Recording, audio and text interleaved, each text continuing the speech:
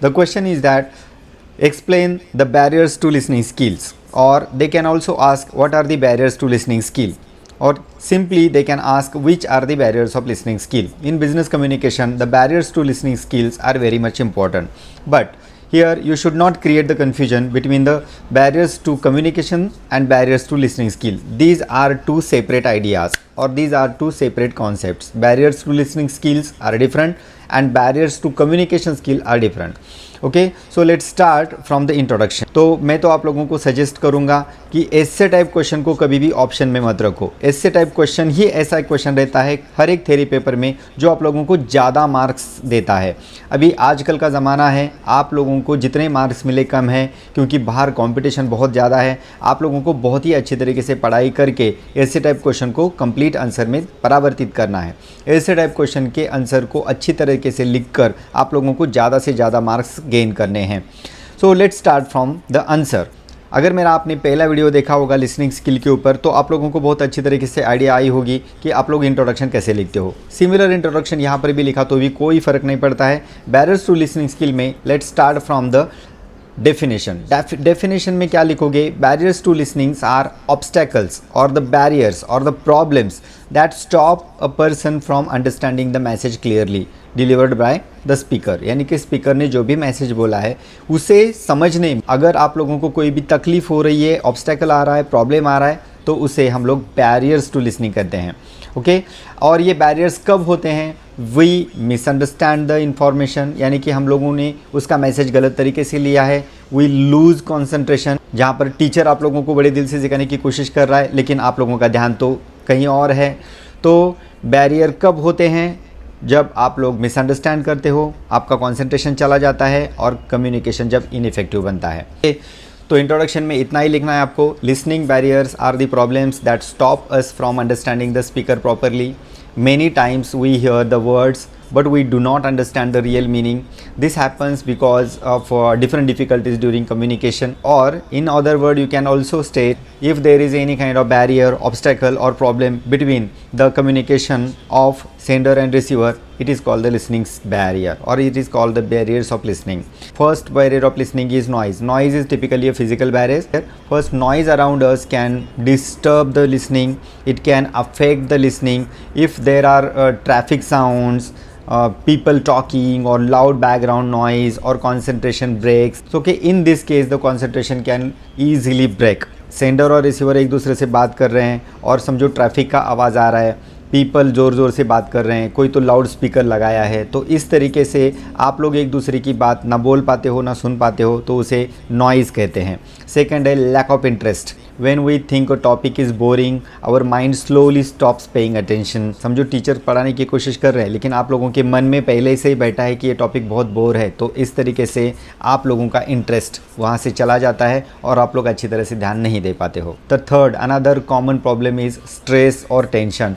When we are worried about examination, work or personal issues, we may sit in the lecture physically but mentally we are somewhere else. Okay, mentally we are not there. So this type of stress, this type of tension also can reduce the effectiveness of listening. यानी कि आपका दिमाग ही पहले से ही busy है, कुछ ना कुछ तो बात आप लोग सोच रहे हो, आपको कोई तो टेंशन है, तो सामने वाला कितना भी प्यार से बोले, ज़ोर से बोले, दिल से बोले, हम लोगों को समझ में नहीं आता है। ओके, तो it is also a psychological barrier of listening. कुछ बैरियर्स फिजिकल्स हैं, कुछ बैरियर्स साइकोलॉजिकल है। वैसे ही हमारा एक और बैरियर है जिसे हम लोग सेमेंटिक बैरियर कहते हैं। Semantic barriers are related to the language barrier. So sometimes language becomes difficult if the speaker is using very complex and hard words or he is speaking very fast. Okay, so listener may feel confused and stop following the messages.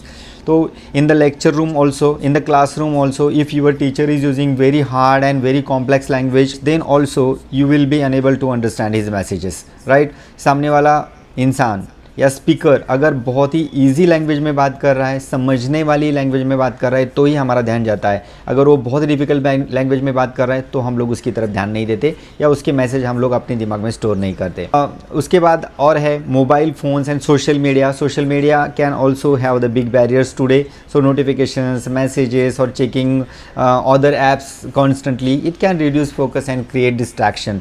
तो classroom में भी ये हो सकता है कि आप लोगों के टीचर कुछ सिखा रहे हैं और आप लोग हो कि बस मोबाइल में लगे हुए हो, और जैसे ही नोटिफिकेशन आता है हम लोग मोबाइल निकालते हैं। तो अगर हम लोग इस तरीके से सोशल मीडिया का यूज़ कर रहे हैं, मोबाइल फ़ोन का यूज़ कर रहे हैं, तो definitely we will not be able to pay proper attention toward the speaker. So physical condition also matters. If a person is tired, sleepy or not feeling well, he is weak, so listening becomes difficult when even if the speaker explains clearly.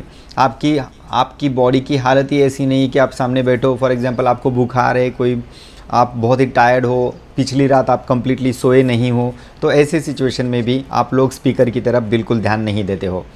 Some people also have a negative mindset. For example, next point is that the negative mindset, they may think that already know everything, or they may judge the speaker quickly. This attitude blocks proper understanding. For example आप लोगों को लग सकता है कि ये जो सामने वाला बंदा है मैं उसके पसंद नहीं करता, वो जो भी बोलता है वो पहले से आप लोग पहले से ही मन बना के बैठे हो कि ये जो बंदा बोल रहा है वो सब कुछ झूठ बोल रहा है। तो ऐसे सिचुएशन में स्पीकर कितना भी सच बोले, आप लोगों का माइंड उसे एक्सेप्ट नहीं करेगा। तो negative mindset can definitely harm the effective listening skill. Another barrier is thinking about what to reply instead of listening. What to reply? Thinking about what to reply instead of listening. Many people prepare their answer while the speaker is still talking, so they miss important points and abruptly they just give the answer.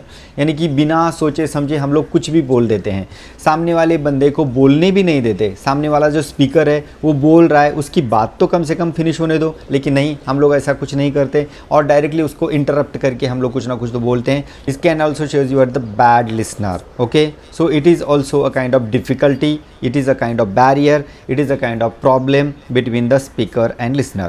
तो इस तरीके से अलग अलग barriers है जिसे हम लोगों को अच्छी तरह से देखना है। अगर हम लोग इसे शॉर्ट में फिर से एक बार वर्जन में बोले तो देर आर फिजिकल बैरियर्स, जैसे कि मैंने नॉइज़ कहा या एनवायरनमेंट प्रॉब्लम कहा।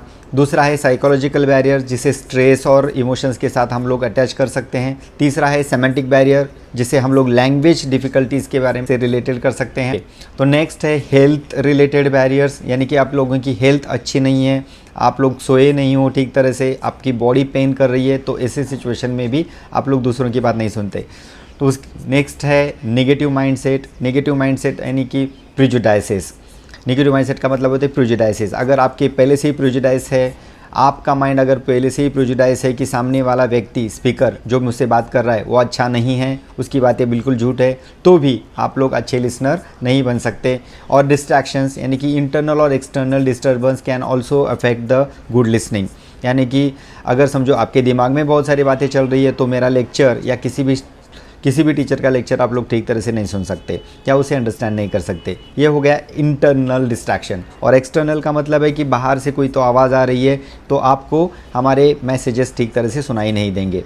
तो इस तरीके से हम लोगों को उसकी प्रॉपर स्टडी करनी है वन बाय वन। अगर एक बैरियर को आप लोगों ने 3-4 लाइन में भी लिखा या 5-6 लाइन में भी लिखा, कम ज़्यादा से ज़्यादा 5-6 लाइन में भी लिखा, तो भी आप लोगों का बहुत बड़ा आंसर बन जाएगा और आप लोगों के 2-3 पेजेस तो इसमें आराम से भर दिए जाएंगे और आपको अच्छी तरीके से मार्क मिले। Be careful while writing.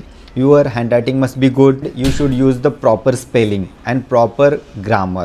The grammatical mistakes are not acceptable in any kind of examination. So remember this. और अगर इतना सब कुछ होने के बाद और आप लोग आंसर को बढ़ाना चाहते हो तो लास्ट में लिखो how to overcome the barriers. How to overcome the listening barriers. कुछ पॉइंट है, आप लोग जल्दी से लिख ले सकते हो या मेरा वीडियो आप लोग सेव कर सकते हो। First one is that maintain the proper eye contact with the speaker, यानी कि उसे कम से कम लगना चाहिए कि ये जो लिसनर है वो मेरी बात ध्यान से सुन रहा है। Next, avoiding mobile distractions. जितने भी मोबाइल के नोटिफिकेशंस वगैरह है बंद कर दो। Best way is that you should keep the mobile phone on silent mode so that the effective listening will be possible. Then keeping positive attitude, बस positive attitude रखो, सामने वाले को पूरा बोलने दो, उसके बाद ही अपना रिस्पॉन्स या कुछ भी है फीडबैक वगैरह देने की कोशिश करो। Then asking questions when confused, यानी कि जब भी आप लोगों को कन्फ्यूजन महसूस होगा कि सामने वाले ने जो भी बोला है मुझे ये पॉइंट समझ में नहीं आया है, तो you should ask the question. और क्वेश्चंस या डाउट और क्वेश्चंस और डाउट्स जब लिसनर पूछते हैं, रिसीवर पूछते हैं, तो डेफिनेटली स्पीकर का मोटिवेशन होता है, स्पीकर मोटिवेट होने लगता है। So student, today we understood the meaning and types of barriers to listening skills in very simple language. If you found this lecture helpful, Please like, share and subscribe for more business communication videos. See you in the next lecture. Thank you.